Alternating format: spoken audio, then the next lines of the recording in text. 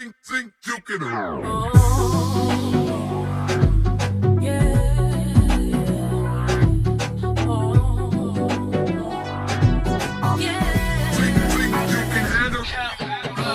After the news kubreak that Mulla walikuwa break up, mafans wao across Africa na sana mafans wao hapa Kenya walikuwa so disappointed.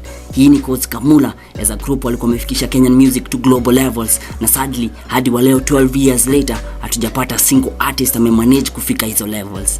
In an interview na Biko Zulu on Singleton Stories, Karun alishare a lot on how the group was formed na pia what led to their breakup.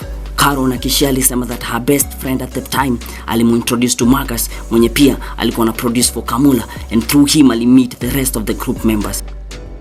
Somebody that I met in high school, her name was Zara. She became like one of my best friends at the time. And she was cousins with Marcus, who was a producer for Mulla. She knew that I loved to sing. I was always singing, always producing in school.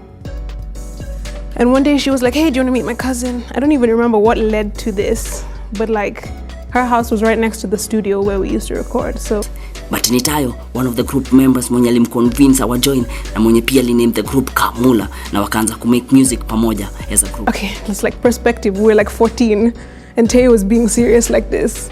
So it was kind of comical, but he was like, do you want to be a part of our group? I'm calling it Mulla. Teo came up with the name. And I was like, yeah, sure. And at that time, I didn't really know what that meant. It was just like, cool, let's make music together, sure.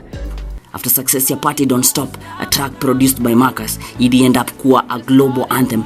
Mulla pia wali end up kupata global recognition after ku receive a BET nomination. However, Mulla's success story ilikuwa short-lived. According to Karun, one of the main reasons why the group ili break up ni due to the fact that they were young at the time na so much success yet hawakuwa wanajua what they were doing. So when I look back on Mulla and people ask me like, what happened? Why did you guys break up? Da, da, da. At that time, I was 15. I don't know what happened. I just knew we didn't know what we were doing. We are international level superstars in an industry that has no structure. But you're 15. You have to figure out who the hell you are. And how to figure out who you are is by making mistakes, right? After ku break up, Karun ali fly out of the country for further studies, na during time yake in the US, depression ilianza ku kick in. That's now where I started realizing about my mental health.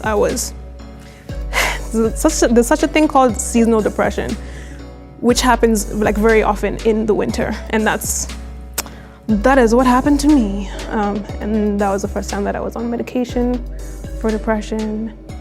After kumaliza masomo yake in the US, she came back home, na ever since amekuwa ki make music as a solo artist.